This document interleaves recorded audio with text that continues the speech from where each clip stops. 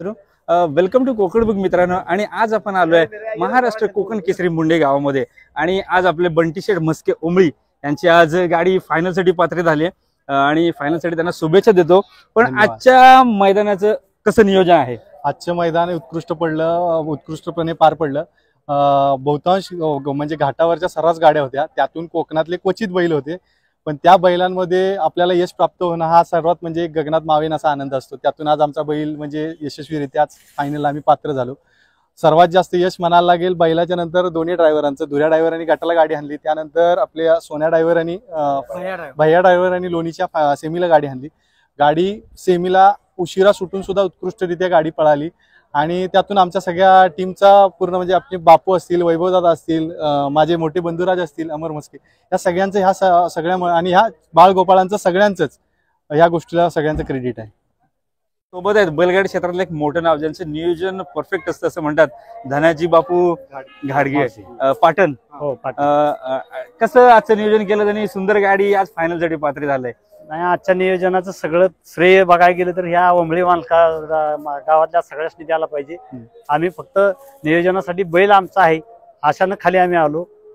थोडस राज्यस्तरीय मैदान असल्यामुळे वरून आपण बैल बोलवला का तर बोलवला, पण आपला बैल हा स्थानिक आहे हे सगळ्या तुमच्या रत्नागिरी जिल्ह्यासाठी हे दाखवणं गरजेचं आहे, म्हणून आज सगळ्या नियोजनात आपण खेळलो। सेमी एकदम अटीतटीची झाली, सेमी एकदम लेट सुटलेली गाडी कुठली असेल तर 5 नंबर तासा 4 नंबर तासा, आणि तरी सुद्धा बैलाला निकाल घेतला तर घेतला। बैल निकालात पळतो का तर पळतो कायमचा। आता फायनलच्या चिट्या पडल्यात का? किती आहेत असं? 2 नंबर तासाला आता फायनलला पळणार। ओके हो, काय सांगाल याची खासियत पळण्याचं किंवा याची खासियत? पुढच्या तोंडाला निकाल घेतो का तर घेतो, हाच त्याचा निकालाचा बादशाह म्हणून आम्ही समजतो। नक्कीच सुंदर गाडी पळाली सेमी मध्ये, लेट पळून सुद्धा तोंडावर ओव्हरटॅक करून जो फायनल साठी पात्र झाला ते एक अप्रतिम सेमी झाला।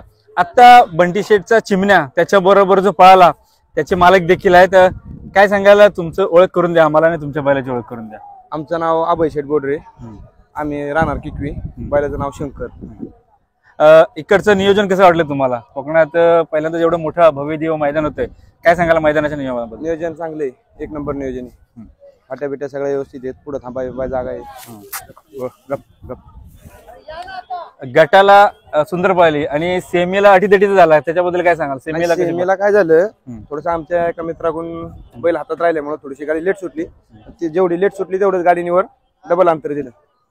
अतिशय सुंदर गाडी पडली, ते पण बैल आपल्याच भागातला आहे, आपण बैल आपल्याच भागातला आहे। बैलाबद्दल काय सांगाल? बैलाच्या पळाबद्दल किंवा काय खासियत सांगाल त्याची? बैलाचं का नाही, बैलाच्या वराव गाडी असली ना त्या विषय नाही, बैल ठेवणार का तर ठेवणार, बैलाला फक्त बैल पुरला पाहिजे।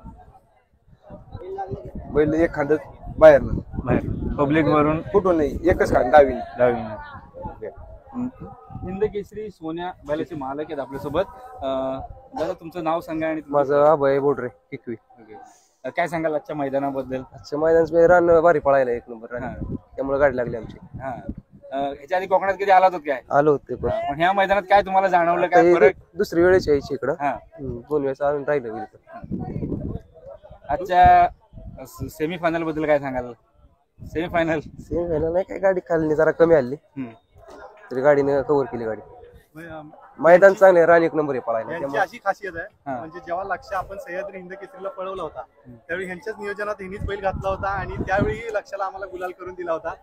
आम्ही ह्यावेळी पण खूप आशेने त्यांनाच मी फोन केला की म्हटलं अभय शेठ असं मैदान पडलंय, मला म्हटलं मी नियोजन करतो, आणि ज्या विश्वासाने त्यांनी मला बैल दिला, आज सकाळपासून त्यांची तब्येत खराब आहे तरी पण त्यांनी जी आशा मला दाखवली की 100% गाडी गुलालात राहणार, सेमीला मागून सुटून पण गाडी म्हणजे असा बैल घालून बैलाला दिला की त्याने गाडी उत्कृष्टरित्या पडली आणि आज आम्हाला फायनलचा गुलाल मिळवून दिला। नक्कीच आता सगळी तयारी चालू आहे, फायनल साठी सगळी गडबड आहे, तर फायनल साठी तुम्हाला खूप खूप शुभेच्छा।